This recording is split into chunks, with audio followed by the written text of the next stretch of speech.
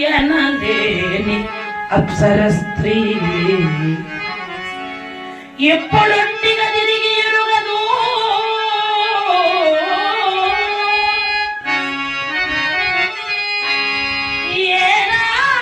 ఏనాడు పని చేసి ఎరుగదు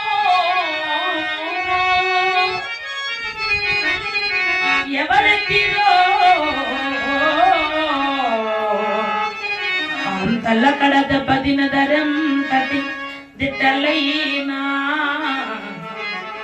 కష్టాలకెక్కడ కాళ్ళు వచ్చునో ఎగంచు భయమ్ము పిల్చనన్ను పివైచే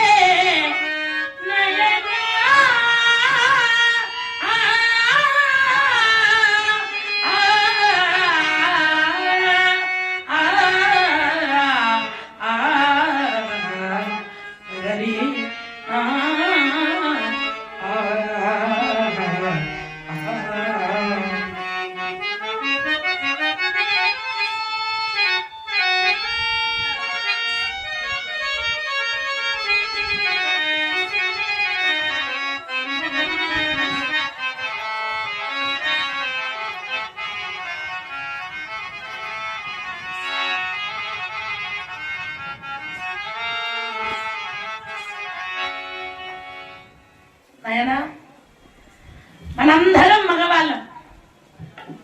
ఎప్పుడు ఎక్కడ ఎలా కాలం గడిపినా పర్వాలేదు, కానీ ఈమె మహాసాధ్వి, పతివ్రత, శిరోమణి.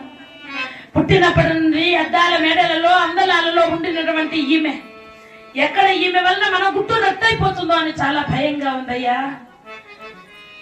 దేదీప్యమానమైనటువంటి దివ్య తేజస్సుతో వెలుగొందుతున్నటువంటి ఈ సుందరీమణిని చూసి పరాయి దివానంలో మసలవలసి వచ్చింది కదా. ఎవడెలా ఉంటాడో తెలియదు. మగ బుద్ధి వినాశకం అన్నారు కదా.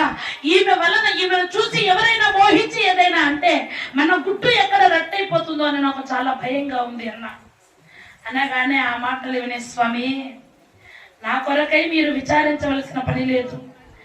నా పేరు మాలిని అని, నేను సైరంధ్ర జాతి దానని చెప్పి ఆ రాణి సుదేష్ణాదేవిని సేవిస్తూ కాలం గడుపుతాను స్వామి.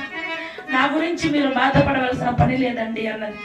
అనేసరికి అప్పుడు మహదానంద పరవశుడై శభాష్, ఇప్పుడు ఇక నాకు ఏ దిగులు లేదు, చాలా సంతోషంగా ఉంది. నయనలారా అందరూ ఇట్లా రండి. ఆలస్యమెందుకో అనుజులారా